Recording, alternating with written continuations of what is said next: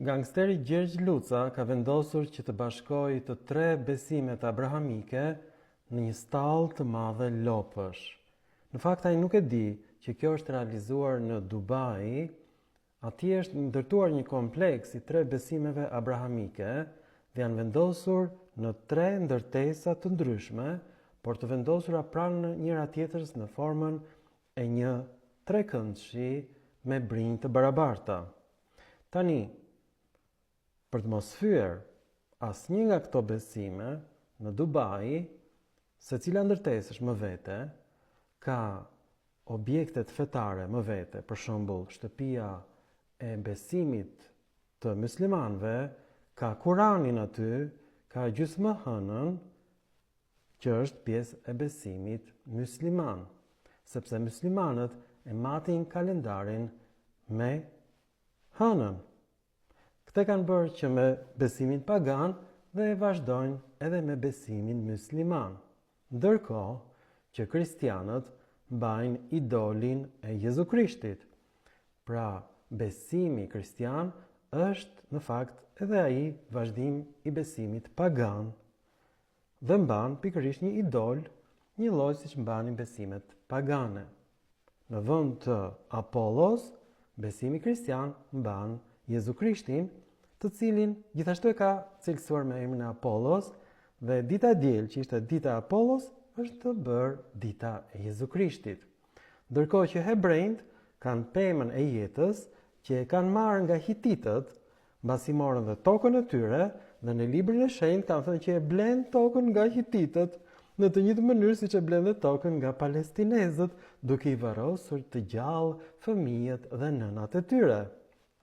Prandaj, këto tre besime janë besime të dhunshme, të cilat u realizuan duke shkatruar tempujt pagan dhe duke kthyer në tempujt hebrej, në tempujt kristian dhe në tempujt islam. Pra këto besime mbartin dhunë në vetvete, kanë ardhur jo me dashuri, por me dhunë. Tani, Gjergj Luca po përpiqet të sjellë këto tre besime me dashuri në një ndërtesë të vjetër, të përbashkët, a thua se këto janë pjesë e një stalle lopësh, dhe me këtë gjë ai do të fyej shumë rënd edhe hebrejt, edhe njerëzit e besimit të gjysmëhënës, edhe njerëzve të besimit të Apollos. Bashkimi i këtyre tre feve është i pamundur, për arsye se në Bibël, që është në fakt përkthim i mitologjisë hebraike në gjuhën greke dhe pastaj latine dhe pastaj në gjuhët e tjera europiane, thuhet tekstualisht kështu në Gjonin 14:6. Unë jam e vërteta, unë jam rruga dhe jeta. Askush nuk mund të vijë tek Ati, tek Zoti, përveç se nëpërmjet meje. Pra Krishti është ura për të shkuar tek Zoti. Ndërkohë që në fen islame thuhet që nuk ka shpëtim jashtë islamit. Dhe kjo është një thënie mesjetare islame, sepse feja islame është feja më e re e krijuar gjatë mesjetës. Ndërkohë që feja hebrejve beson se ata janë populli i zgjedhur dhe të gjitha racat e tjera duhen shkatëruar, po ashtu edhe tempujt e tyre. Dhe historia e hebrejve është historia e shkatërimit të popujve të tjerë jo hebrej. Pra, është një histori genocidi. Gjithashtu, hebrejt e konsiderojnë Jezu Krishtin si një profet të rem, ndërkohë që muslimanët e konsiderojnë Jezu Krishtin një profet, ose më saktë një njeri, jo një Zot.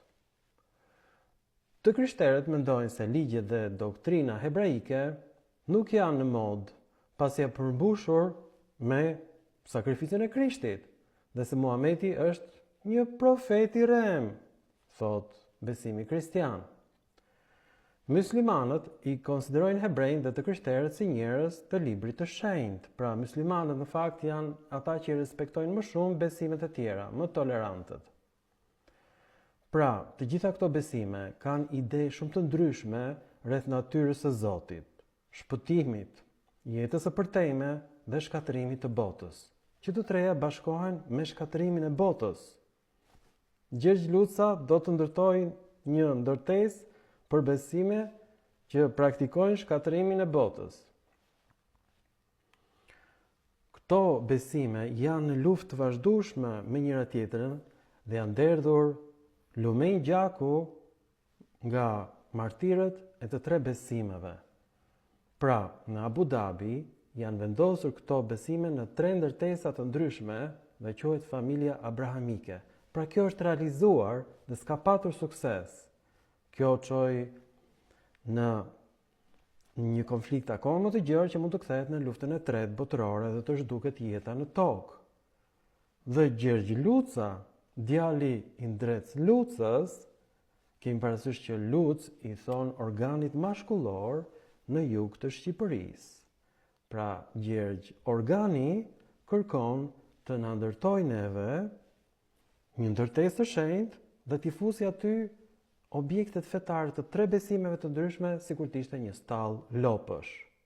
Përse Gjergj Luca nuk nxjerr në këtë ndërtesë 224.000 pllaka ilire të varrosura në bodrumet e Akademisë së Shkencave dhe zotat që ne kemi trashëguar nga ilirët tanë të lavdishëm?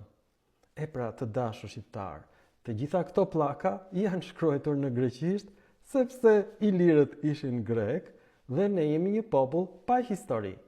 Me aq sa kanë histori skleverit në fushat e mbledhjes së pambukut dhe të kallam sheqerit në Shtetet Bashkuara, po aq histori kanë dhe shqiptarët që kanë mbledhur mjalt 3 herë në ditë nga bletët greke.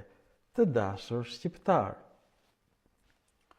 Pra, shqiptarët kanë punuar në miniera, në bujqësi, kanë mbledhur dhe mjalt për grekët për më shumë se 3000 vjet. Kanë qenë sklever dhe vazhdojnë të jenë sklever dhe çdo emër i çdo qyteti shqiptar, por edhe në Dalmaci, edhe në Kosovë dhe në Maqedoni, janë të gjitha emra grek dhe emrat e fisëve ilire ishin grek, shkrimet ishin greke dhe zotat greke. Përse Gjergj Luca nuk merr këto pllaka të shenjta ilire dhe t'i afishoj në stallën e tij të lopëve, të cilën e ka ndërtuar me lekët e vjedhura nga populli shqiptar? Ju falenderoj për vëmendjen dhe mirupafshim në filma të tjerë shkencor.